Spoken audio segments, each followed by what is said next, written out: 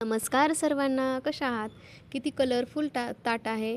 काय आहे यामध्ये? कांद्याची पात, कांदा, लसूण अद्रक पेस्ट, शिमला मिरची, पत्ताकोबी, बीन्स, गाजर, कोथिंबीर आणि टोमॅटो.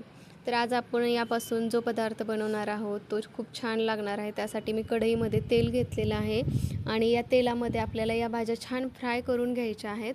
आणि कांद्याची पात आहे त्यामुळे मी थोडंसं कांद्याचं प्रमाण थोडं कमीच घेतलेलं आहे.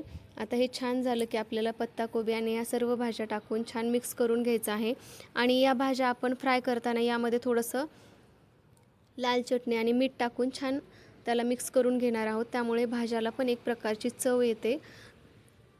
आपण या भाज्या थोडा वेळ वाफेवर वाफवून घेणार आहोत. त्यामुळे भाज्या कच्च्या राहत नाहीत. 1-2 मिनटामध्ये या भाज्या तयार होतात. आणि मी भात पण पहिले 2 ते 2.5 तास पहिले शिजवून घेतलेला आहे. काय होतं, भात थंड झाला की तो एकदम मोकळा होतो, त्यामुळे चिकटपणा त्यातील कमी होतो.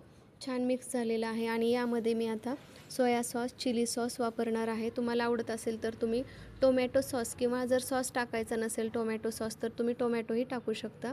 छान भाज्या मऊ झालेल्या आहेत. यामध्ये आता आपल्याला मस्त सॉस टाकून घ्यायचे आहेत. तर मी 1-2 मिनटं याला वाफवून घेते.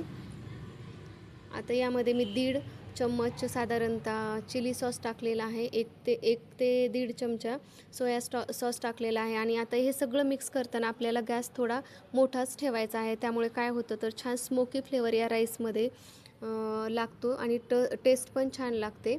आता आपल्याला कांद्याची पात टाकायची आहे, पण निम्मीच कांद्याची पात टाकणार आहे. आणि नंतर मी पुन्हा अजून राहिलेली कांद्याची पात टाकून घेणार आहे. छान मिक्स करून घ्यायचं आहे. कलर किती सुंदर दिसतोय बघा. आणि हा राईस खायलाही छान लागतो. लहान मुलं आवडीने खातात. हा पहा, मी हा राईस शिजवून घेतलेला आहे. तो छान मोकळा झालेला आहे. तो आता यामध्ये टाकायचा आहे. लहान मुलं भाज्या खायला नको म्हणतात. जर त्यांना आपण अशा प्रकारचे वेगवेगळे पदार्थ राईस किंवा पराठे बनवून दिले तर त्यांच्या पोटात जातात. आता मी उरलेली कांद्याची पात आणि कोथिंबीर टाकून छान मिक्स करून घेतलेलं आहे. आपण भाज्यामध्ये आणि राईस शिजवताना मीठ टाकल्यामुळे आता मीठ टाकण्याची आपल्याला आवश्यकता नाही आहे. छान आपला राईस तयार झालेला आहे. तुम्ही एकदा नक्की ट्राय करा. आणि तुम्हाला जर ही रेसिपी आवडली तर चॅनलला सबस्क्राईब करा आणि व्हिडिओला लाईक करा.